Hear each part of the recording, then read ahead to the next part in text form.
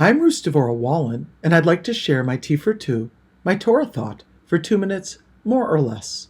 This week's Torah portion is Bamidbar. However, Shabbos leads into Shavous, Chag Matan Torah, the holiday of the giving of the Torah.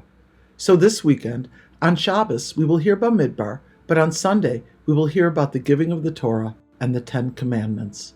Shavous literally means weeks, which refer to the 7 weeks of counting the Omer between Passover and Shavous. Our Parsha also begins the book of Bamidbar, translated as Numbers. Bamidbar means in the desert, corresponding to the initial words of the portion.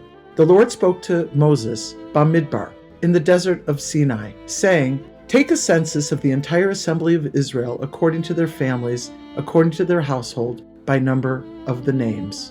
In the book of Shmos, there was also an accounting of 70 souls that descended into Egypt. This small number has now proliferated and is being counted as God promised Avraham. Even though Avram and Sarah were childless at a very old age, Hashem promised them progeny, telling Avraham, "I will bestow my blessing upon you and make your descendants as numerous as the stars of the heaven and the sands on the seashore."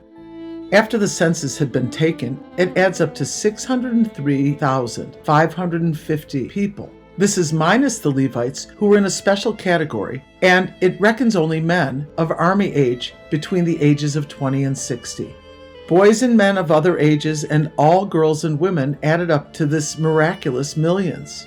Over the few hundred years, most of them under duress of slavery, the Jewish people multiplied exceedingly and are now a nation of millions on their way to conquer the land of Israel. As the verse in Shemos says, "Uvenei Yisrael puru v'yishritzu, v'yirbu, v'yamtzu b'ma'od ma'od." And the children of Israel were fruitful, and they increased and became many, and became very, very mighty. You might wonder, why does Hashem ask Moshe and Aaron to take a census in the first place? Doesn't he know how many people he's brought into the world? The Rambam, Nachmanides, says, the Torah wants to emphasize God's kindness in transforming 70 souls into a nation numerous as the sand of the sea. The second reason he brings for the census was so that every Jew would pass before Moses and Aaron individually and be known to them by name. He explains that they went from house to house and thereby learned about the families and how they lived. House calls to over 600,000 people? That is personal attention. Moshe and David HaMelech were chosen by God to lead the Jewish people because of their kindness as shepherds, tending gently to their flocks. I once knew a rabbi who would make the effort to contact a different couple in his congregation every week and set up a meeting after Shabbos. He would go and see how his congregants were doing. He'd visit with them, talk and have a snack with them, and care for them as individuals. I knew about this since a friend had told me how wonderful it made her feel with this personal attention. Imagine having Moshe Rabbeinu and Aaron HaKohen doing a home visit to connect with you. The census teaches us how dear the Jewish people are to Hashem, as well as the Torah, Hashem's instruction manual, which is our connection and encounter with God. Through learning the Torah and observing mitzvos, we connect with the wisdom and the will of Hashem.